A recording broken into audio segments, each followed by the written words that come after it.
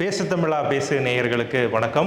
இன்று நம்முடன் இணைந்திருக்கும் சிறப்பு விருந்தினர் மூத்த அரசியலாளர் வழக்கறிஞர் திரு KS ராதாகிருஷ்ணன் அவர்கள். வணக்கம் சார். வணக்கம் சார். இப்போ அதிமுக பாஜக கூட்டணி உறுதியாயிருச்சு. ஆமாம். தமிழகத்தில் 2026 NDA கூட்டணி ஆட்சி அமைக்கும் அப்படின்னு அமித்ஷா அவர்கள் சொல்லியிருக்காரு. அதை பற்றி பார்த்தோம் அப்படின்னா அமித்ஷா அவர்களுக்கு வெற்றி, பாஜகவுக்கு வெற்றிங்கிற மாதிரி ஒரு சிலர் சொல்கிறாங்க. இன்னொரு பக்கம் பார்த்தீங்க அப்படின்னா எடப்பாடி பழனிசாமி அவர்கள் சொன்ன பிரகாரம் அண்ணாமலை அவர்கள் தலைவர் பதவியிலிருந்து மாற்றப்பட்டிருக்காரு. நயினார் நாகேந்திரன் அவர்கள் பதவி கொடுக்கப்பட்டிருக்கு புதுசாக. அதே போல் சசிகலா, OPS உள்ளிட்டவங்கள்லாம் இந்த கூட்டணியில் இல்லை அப்படிங்கிற மாதிரி சொல்கிறாங்க. ஸோ ஒரு பக்கம் எடப்பாடி பழனிசாமிக்கு வெற்றி, இன்னொரு பக்கம் பாஜகவுக்கு வெற்றி அப்படிங்கிற மாதிரி சொல்கிறாங்க. நீங்கள் இந்த விவரத்தை எப்படி பார்க்குறீங்க இந்த விஷயத்தை? இரண்டு தரப்பினருக்கும் வெற்றி தான். இரண்டு தான் வெற்றி தானே. தமிழகத்தின் வெற்றி. இந்த பாசிச ஆட்சி, ஸ்டாலின் தலைமையில் நடக்கின்ற இந்த ஆட்சி போக வேண்டும், அகற்றப்பட வேண்டும், மக்களால் அகற்றப்பட வேண்டும். மறுபடியும் காசு கொடுத்து ஓட்டு வாங்கிடலாங்க தைரியத்தில் இருக்கிறாங்க.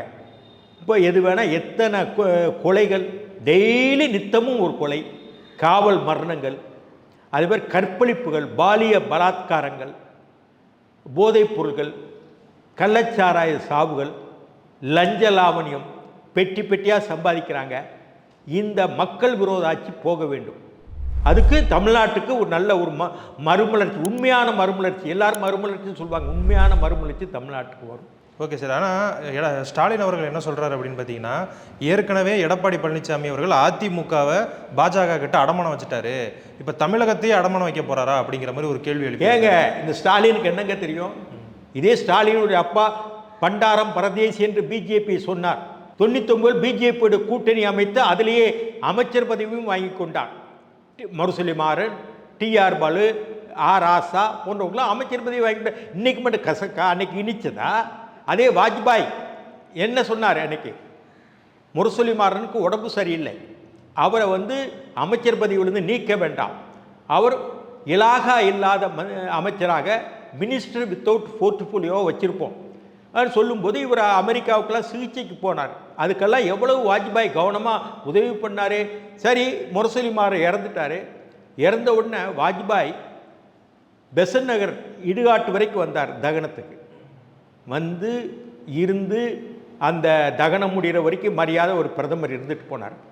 அவர் நைட்டு ஃப்ளைட் ஏறி டெல்லி போயிருக்காரு.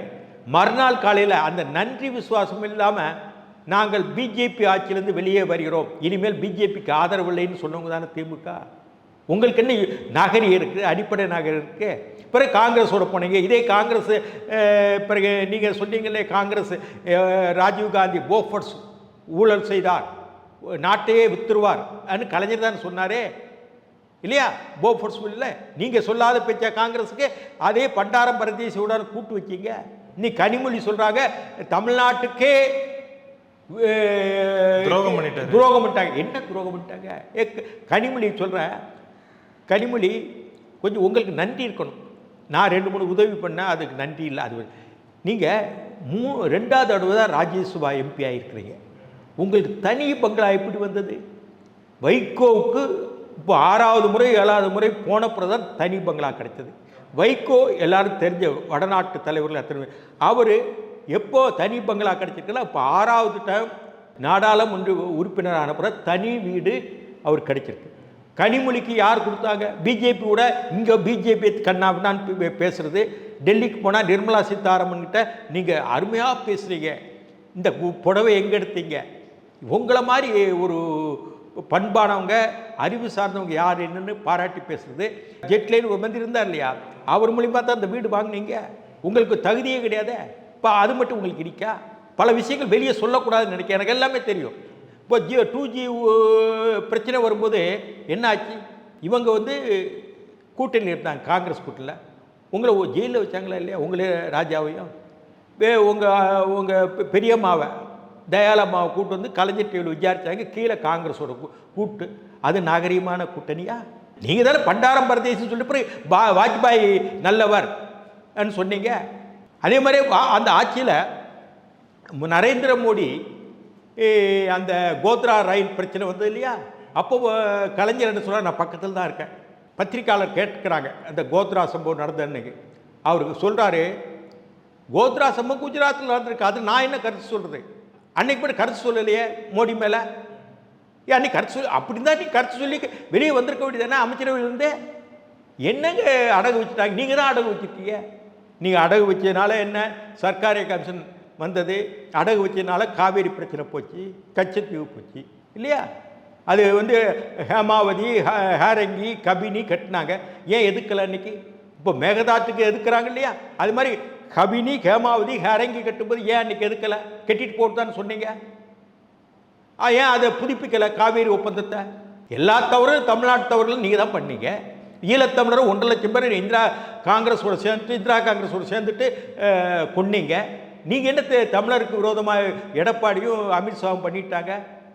அவங்க எவ்வளவு பண்ணியிருக்காங்க? சிலம்பத்தை அடையாள சின்னமாக வச்சாங்க, செங்கோல் அடையாள சின்னமாக வச்சாங்க, பல்வேறு பல்கலைக்கழகங்கள் தமிழ் இருக்கையை வச்சாங்க, காசியில் தமிழ் சங்கமம் நடத்துகிறாங்க, அதே மாதிரி காசி பல்கலைக்கழகத்தில் தமிழ் இருக்கையை வச்சுருக்கிறாங்க. என்ன அடகு? யார் அடகு வச்சது? நீங்கள் தான் அடகு வச்சுருக்கீங்க திமுக. கனிமொழிக்கு என்னங்க இருக்குது? கனிமொழிக்கும் ஸ்டாலினுக்கும் அவருடைய மகனுக்கும் கட்சி உழைப்பு இல்லாமல் கொஞ்ச காலத்திலே லிஃப்டில் மேலே போய் எம்பி பதவி, துணை முதல்வர் பதவி, இளைஞரணி பதவின்னு ஸ்டாலின் கொடுத்தாங்க. நீங்கள் ஸ்டாலின் எப்படி வந்தார்? ஆரம்ப கட்டத்தில் எப்படி வந்தார்? இளைஞரணி செயலாளராக எப்படி போனார்? எத்தனையோ பேர் இளைஞர் இருந்தாங்க இல்லையா? ஏன் அவருக்கு இல்லாமல் பையனுக்கு கலைஞர் செஞ்சார் மதுரை ஜான்சி ராணி தெரியல? நீங்கள் வாரிசு அரசியல் ராஜா விட்டு கண்ணுக்குட்டி மாதிரி இருப்பாங்க. பிஜேபியில் ஏதாவது ராஜா விட்டு கண்ணுக்குட்டி மாதிரி பிரதமர் ஆகிறாங்களா? அடுத்த ஸ்டாலின் மகன் இப்படி தானே? உங்களுக்கு என்னங்க பேசுகிற யோக்கியம் இருக்கு தெரியாமல் கேட்குறேன். தமிழகத்துக்கு விரோதம் எந்த 2 கூட்டணினா தமிழகத்துக்கு என்னங்க விரோதம் இருக்கு? அப்புறம் நீங்கள் பிஜேபியோட சேர்ந்தீங்க, அப்போ தமிழகத்துக்கு விரோதமா? அதே வாஜ்பாய் காலத்தில் இதே மோடியை பாராட்டி பேசலையா? நீங்கள் உங்கள் அப்பா பேசலையா? இல்லை தெரியாமல் கேட்குறேன். எந்த விதத்தில் நீங்கள் அவங்க ஒரு அரசியல் கட்சி, மக்களால் தேர்ந்தெடுக்கப்பட்ட பல மாநிலங்கள் ஆள்றாங்க, மத்திய அரசு அவங்க இருக்குது, தமிழ்நாட்டிலையும் முன்னாடி இல்லாத மாதிரி அவங்களுக்கும் ஒரு சில சதவீதம் ஓட்டுகள் வாங்கி வச்சிருக்கிறாங்க. அப்புறம் அது என்ன அரசியல் கட்சின்னா அது அரசியல் கட்சி தானே? நீங்கள் ஒரு அரசியல் கட்சி மாதிரி அவங்களும் அரசியல் கட்சி தானே? ஓகே சார், இன்னொரு விஷயம் முதல்வர் அவர்கள் சொல்கிறாரு, இந்த கூட்டணி கடந்த 2 முறை போட்டிட்டு இருக்கு, 2019, 2021. இந்த 2 தேர்தலுமே அவங்க தோல்வியை தான் தழுவியிருக்காங்க. ஸோ 2026 அவங்க தோல்வியாக தான் அமையும் அப்படிங்கிற மாதிரி தேர்தல் வந்த பிறகு சொல்லு. இப்போ நீங்கள் ஜோசியம் பார்க்குறீங்களா? ஆரிடம் பார்க்குறீங்களா?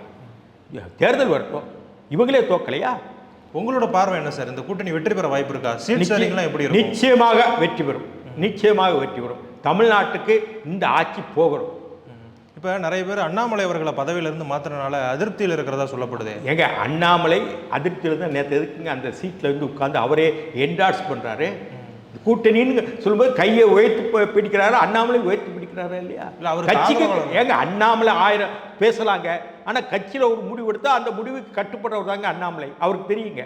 அவருக்கு தெரியாத விஷயங்களா? அண்ணாமலை ஒரு ஃபேக்டரில் ஏதாவது ஊடுசாலில் ஏதாவது ஒன்று கதை விடுறது இவங்களுக்கு எதிர்ப்பாக ஏதாவது பேசுறது இணையத்தில், அவ்வளோதான். அண்ணாமலை ஏற்றுக்கிட்டாலும் அந்த மேடையில் உட்காந்துருந்தாரு. சரி, இப்போ நீங்கள் தொடர்ந்து ஜனவரிக்கு முன்னாடி வரைக்கும் பார்த்தீங்க அப்படின்னா உங்களுடைய பதிவுகள்லாம் பார்க்க முடிஞ்சது.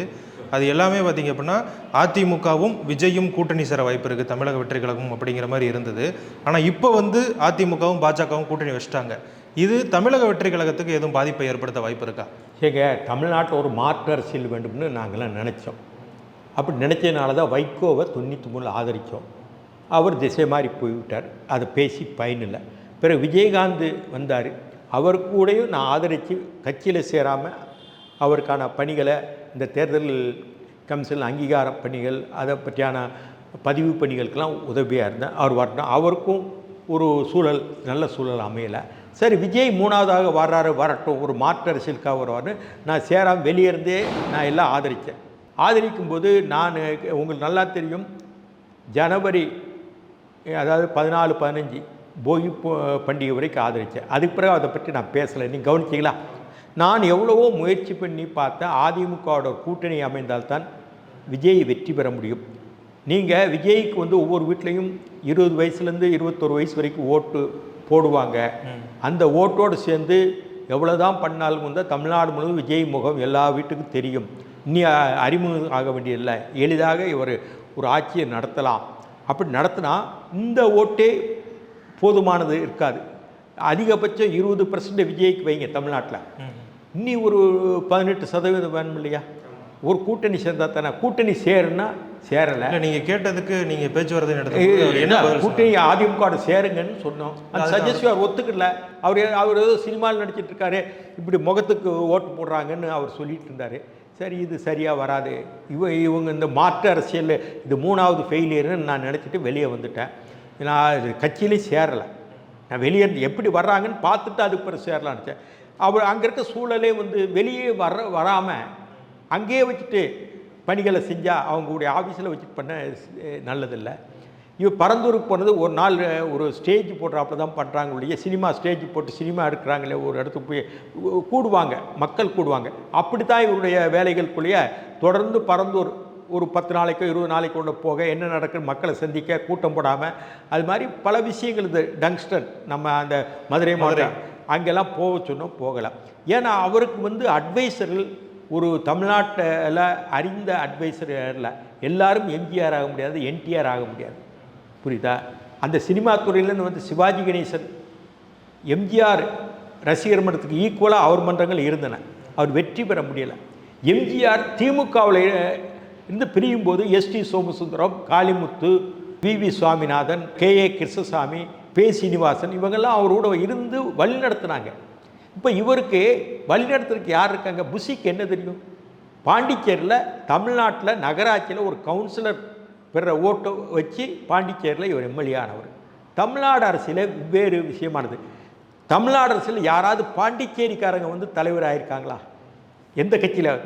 இவர் இப்போ அவரை வச்சு தலையில் வச்சுட்டு இந்த புஷிக்கு என்ன கன்னியாகுமரி டிஸ்ட்ரிக்டில் எத்தனை தாலுக்கா இருக்குன்னு தெரியுமா? இல்லை தேக்கிறேன். சரி, என்னென்ன ஜாதிகளுக்கு எவ்வளோ ஓட்டு அம்சம் இருக்குன்னு தெரியுமா? எது எடுத்தாலும் விஜய் முகம் இருக்குது, எல்லாம் பெரிய வெள்ளமாக இருக்குது. அவன் ஓட்டில் குச்சிட்டு அவன் பிரச்சாரமே பண்ண வேண்டாம், நாளைக்கே ஓட்டு பெட்டி வச்சா ஜெயிக்கிறோம் அன்னு பேசுனா இவங்ககிட்ட என்னத்தை பண்ணுவது? உங்களுக்கு ஓட்டு செல்வாக்கு இருக்குது, இல்லைன்னு மறுக்கலை. இளைஞர் மத்தியில் 21 வயசு இன்னும் இருக்குது.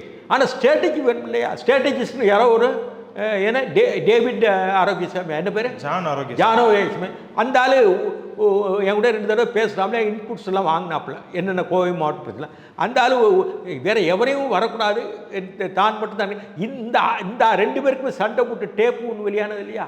ஆடியோ காணொலி. அதுக்கு பிறகு அந்த விஜய் அதை சீர் பண்ணணும் இல்லையா? அப்புறம் எவ்வளவு 2 பேருக்கு எவ்வளோ கோபதாகவும் கூட அதை பேசுனாங்க. இன்னி அந்த 2 பேரை வச்சுட்டு நானும் நடத்த போகிறேன். நான் என்ன சொன்னேன்? விஜய்க்கு வெற்றி பெறுவார், விஜய் வில்லுக்கு ஒரு விஜயன், வெற்றிக்கு ஒரு விஜயன் தான் சொன்னேன். எவ்வளோ ஆதரித்து பேசுகிறேன். அது பிறகு பேசுனா நான் சேரலை, கட்சியில் சேரலை. ஏன்? ஒரு மாற்று அரசியல் வரணும். ஏற்கனவே வைகோ, விஜயகாந்த் ஃபெயிலியர் ஆகிட்டாங்க. திமுக தொலைக்கணும், ஒரு மாற்று அரசியல் வரணும்னு நினச்சேன். அது வரல. ஏடிஎம் கூட பேசக்கூடிய வாய்ப்பு நல்லா இருந்தது.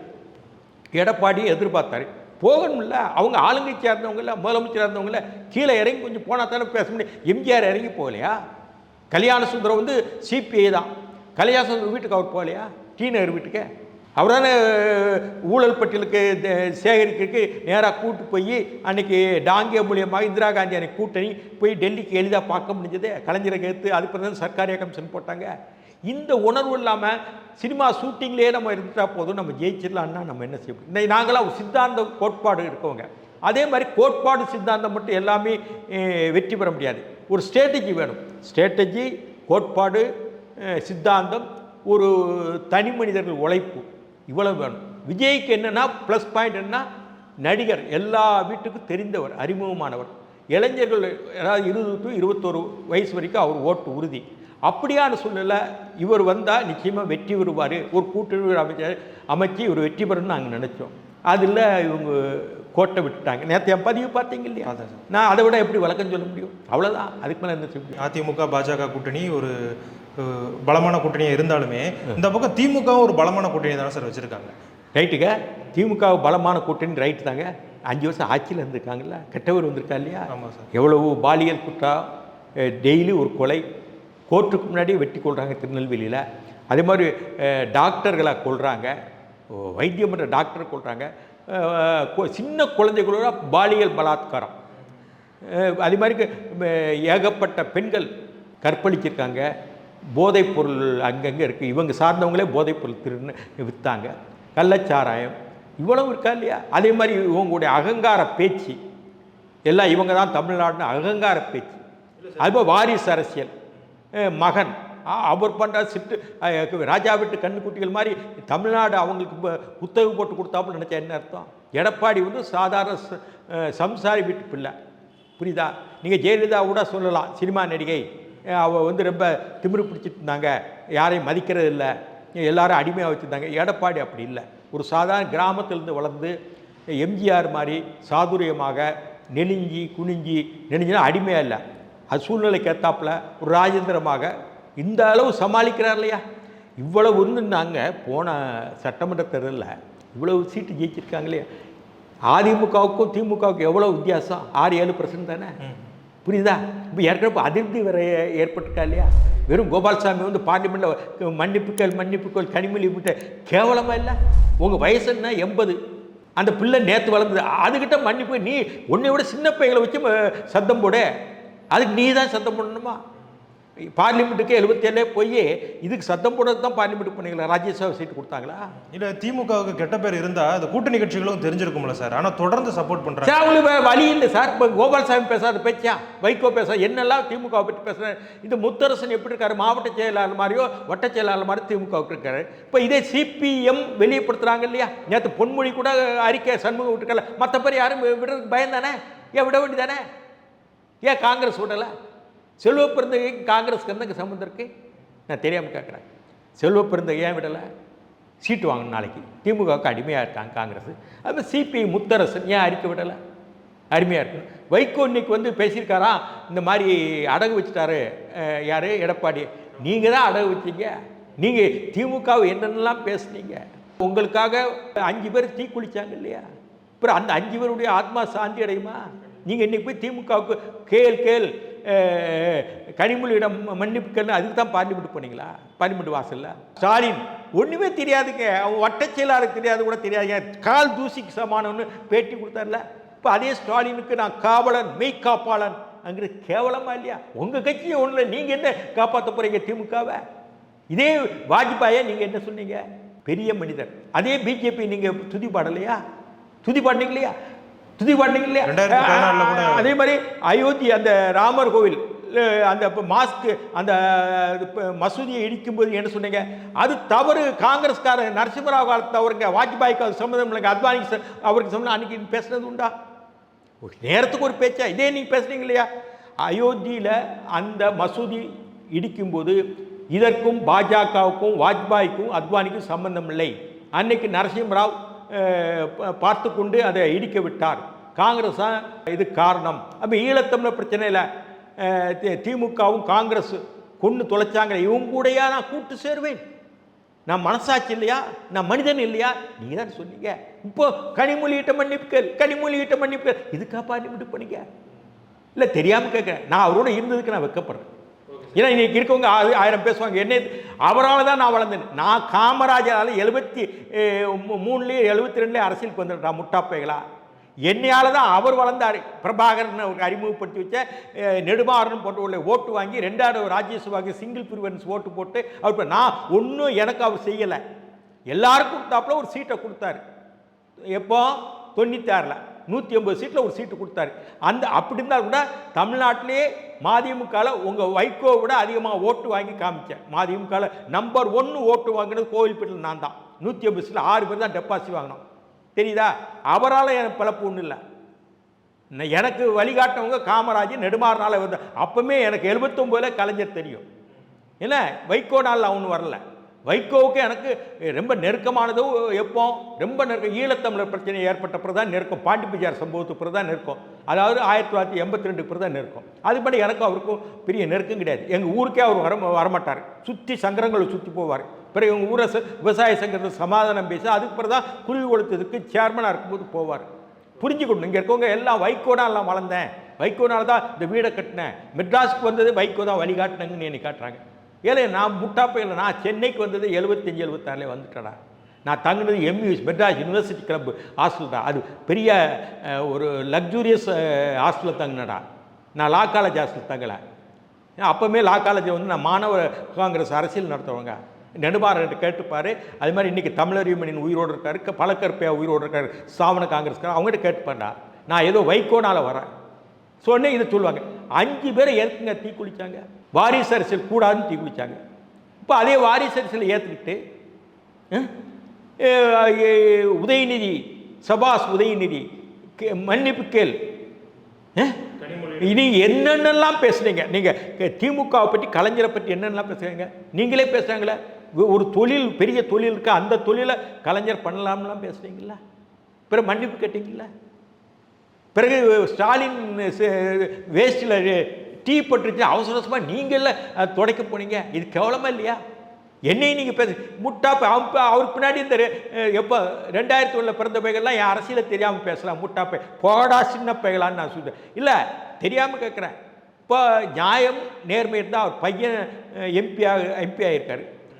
இதே எம்பி 98 எனக்கு ஜெயலலிதா வடசென்னை கொடுத்தாங்க. இது தடுத்ததே இவர் பையன் தான். அவர் கொடுக்காதங்கன்னு இவர் கூட கொடுக்கணும்னு ஆசைப்பட்டேன். அப்போவுமே அந்த பையன் அரசியலுக்கு வந்து செஞ்சிக்கு அது கொடுத்தது தப்பு, நிதித்துறை கொடுத்தது தப்பு அப்படின்னு சொன்னாங்க. இவர் ஃபோட்டோவில் இருக்கும்போது என்னாச்சு, கண்ணப்பனும் செஞ்சியும் போய் ஜார்ஜ் பெர்னாண்டஸை பார்க்குறாங்க. வைகோ இந்த விஷயத்தை சொல்லிட்டு வான்னு சொன்னாருன்னு இப்போ சொல்கிறாங்க. சொல்லிட்டு வந்துட்டு அதுக்கு மறுநாள் இவர் பையன் போய் அந்த விஷயத்தை செய்ய வேண்டாம் அப்படின்னு சொல்லிட்டு, இதெல்லாம் வருத்தப்பட்டு என்கிட்ட சொன்னது உண்டு. செஞ்சி ராமச்சந்திரன், கண்ணப்பனும் எல்லாம் பையன் அப்போவுமே தலையெடுத்துட்டான். 98 யாராருக்கு சீட்டு கொடுக்குறது, யாராருக்கு சீட்டு கொடுக்கூடாது, யாராரு ஒழிக்கணும்னு அப்போவுமே தலையிட்டான். இவங்க யோக்கியம் பேசுகிறாங்க.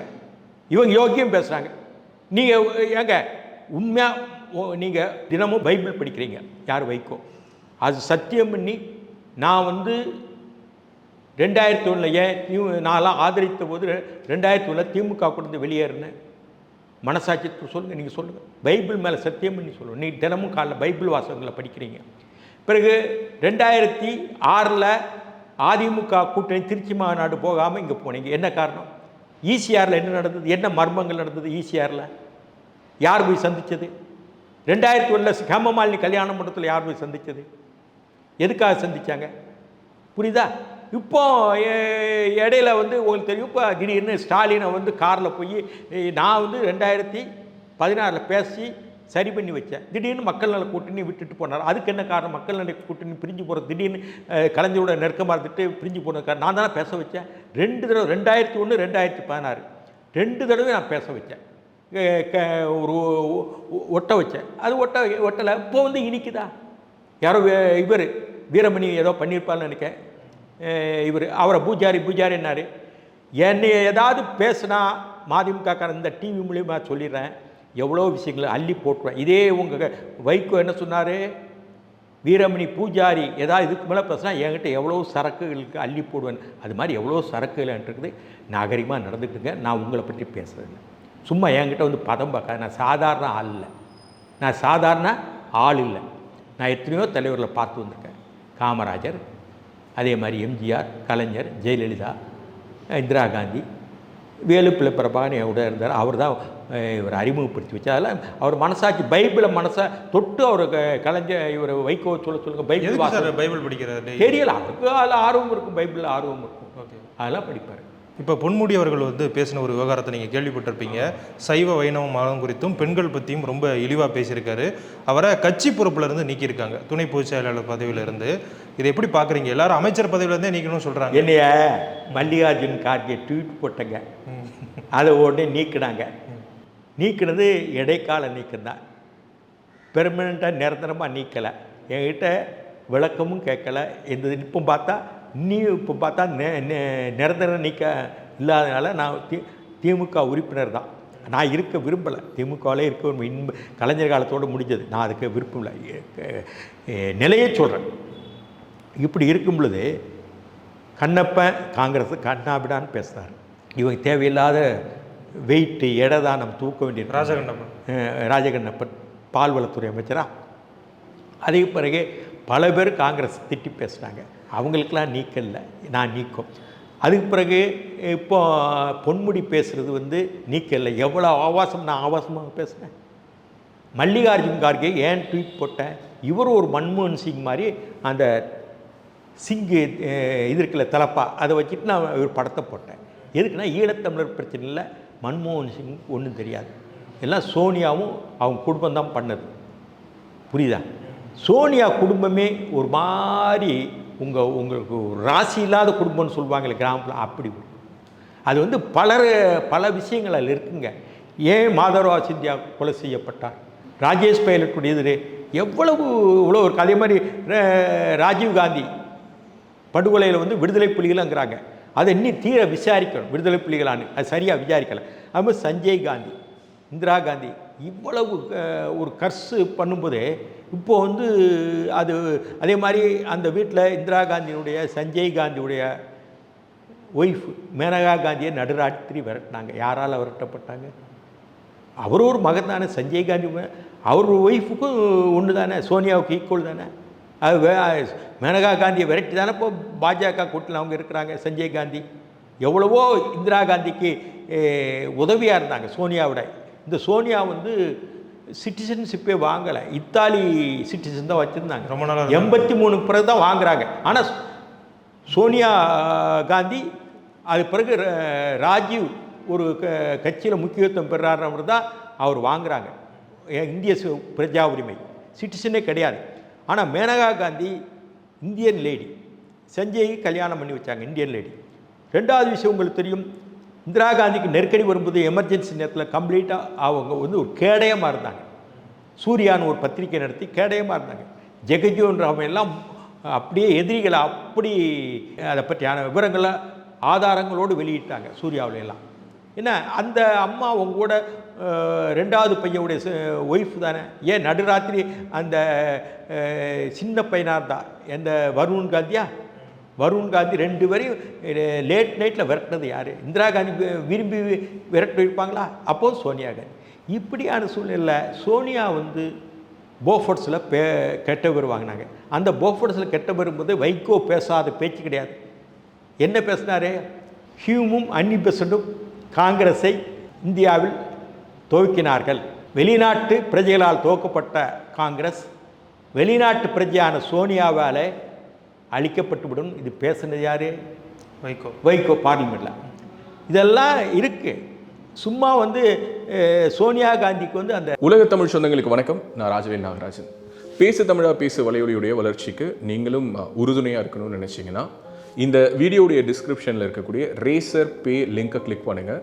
அந்த லிங்க்கில் போயிட்டு உங்களுக்கு விருப்பமான தொகையை பேசு தமிழா பேசுவனுடைய வளர்ச்சிக்கு உங்களுடைய பங்களிப்பாக நீங்கள் கொடுக்கலாம். நன்றி, வணக்கம். ஒவ்வொரு மாதமும் 1 கோடிக்கும் அதிகமான பார்வையாளர்களை சென்று சேரும் பேசு தமிழா பேசு சேனலில் உங்கள் நிறுவனத்தை விளம்பரப்படுத்த வேண்டுமா? திரையில் தெரியும் எண்ணை இப்போதே தொடர்பு கொள்ளுங்கள். இப்ப சனி பகவான் நீச்சம் அடைகிறத தான் நாம கர்மா நீக்குதல்னு சொல்றோம். அதை பத்தி உங்களுக்கு தெரியுமா? சனி அப்படின்றது நீச்சமாகிறது தான் நம்ம ரொம்ப நல்லது.